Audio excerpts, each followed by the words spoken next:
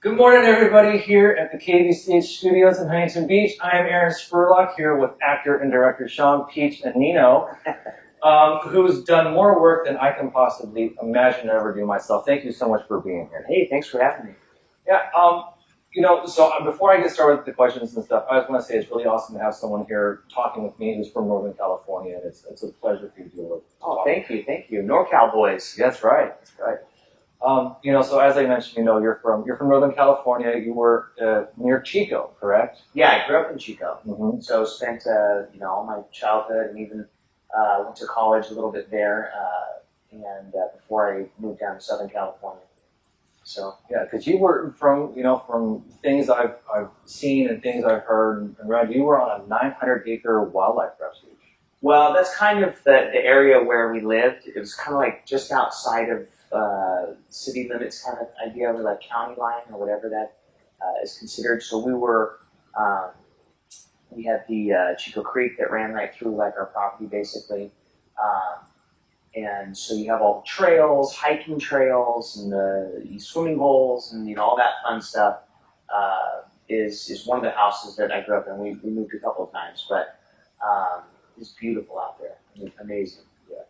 Now your dad is actually the department head for the drama at UCOLLEGE, correct? He is. He just retired. Oh wow. Yeah. So this was his last year. He just retired.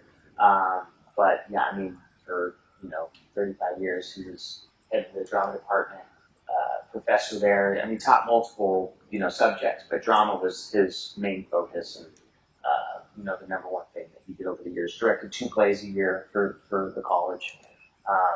So yeah, I grew up in that environment. I grew up behind the scenes, on stage, first play at 5, growing up watching him direct, because he directed the plays, produced Shakespeare in the Park.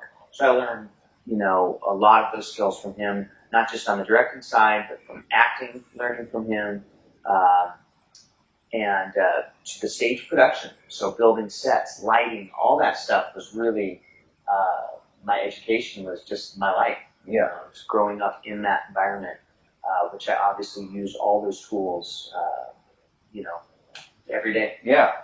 Yeah, that's from everything I've seen. But you're not just an actor. You're also an accomplished martial artist too, correct? Yes, I've been studying martial arts since about the age of 11.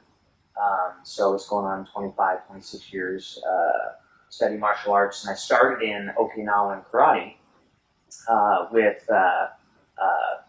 at Haley's Martial Arts in Chico. So I believe it's Hanshi Haley is what his title now. Pat Haley was where I trained for many, many, many years. Got a black belt in that system. I taught there for years. Great, fantastic experience. Couldn't have asked for a better base of martial arts, and I still, to this day, I practice the forms and stuff from that system. And then I moved into a very traditional Shaolin Kung Fu under Master Steve Pisa, and did now have trained that for years and years and years. I'm now 4th degree in that system. So, and I've trained a bunch of stuff over the years from Aikido, Jiu-Jitsu, and Judo. I actually did sport Judo, Taekwondo, you name it. I've trained with Kenpo, but really the main focus were the karate, and then now the Shaolin Kung Fu, and I still actively train that as well with Master Steve Pisa, who also happens to be one of my writing partners and producer directors with Truly Indie Studios. Mm-hmm. Yeah, I've actually been in contact with Steve a couple of times myself. From the conversations I had, he seems like a pretty well-rounded guy himself. Yes, very. What got you started into the martial arts? I think, as a kid, there's multiple reasons, but as a kid, I was heavily influenced with Bruce Lee, Jackie Chan. I was watching Jackie Chan before anybody in the States knew who Jackie Chan was because of some of the martial arts training I was doing. I learned about him long before Rumble in the Bronx or any of those films came to the U.S.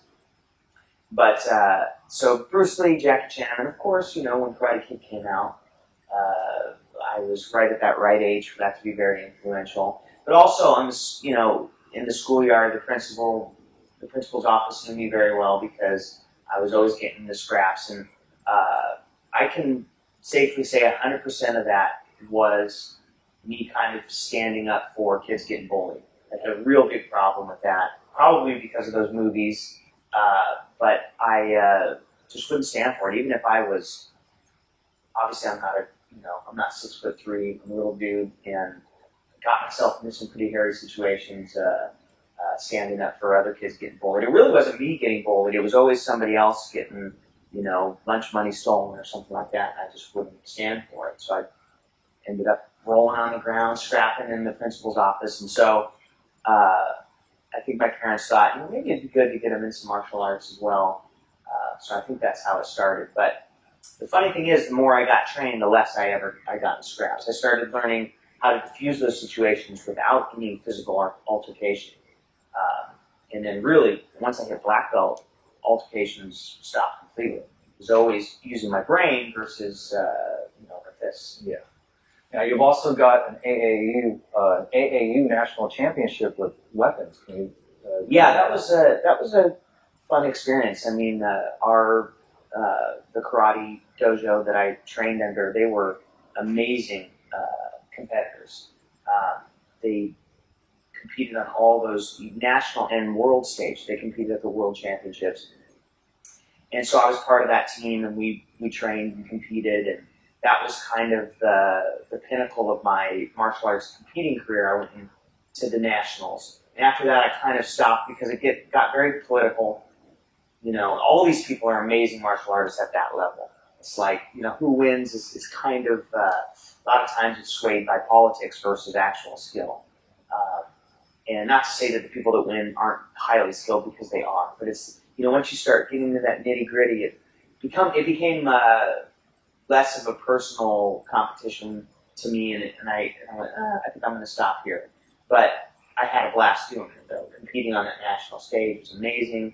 I did take a gold medal in the weapons, which I performed with the bow staff, which was always my favorite weapon, because I just found it very practical. If you use a broom handle or whatever you had lying around, pretty much all of those techniques still apply. Same with the sword. So even though you're using two hands with the staff, everything can be done the same with one hand. So I just really loved training in that principle, and so that's what I competed at and got a gold medal. I also took 6th in the nation in fighting, and the one I was actually the most proud of, I think I took like 7th or 8th in forms. But the guys I was competing against were so amazing in the forms. I was just happy to break the top 10. Like, I got the gold medal in weapons, but honestly, I was more proud of that, because just watching, I was in awe of these people that were competing in that division. And I was really proud to even compete with those guys.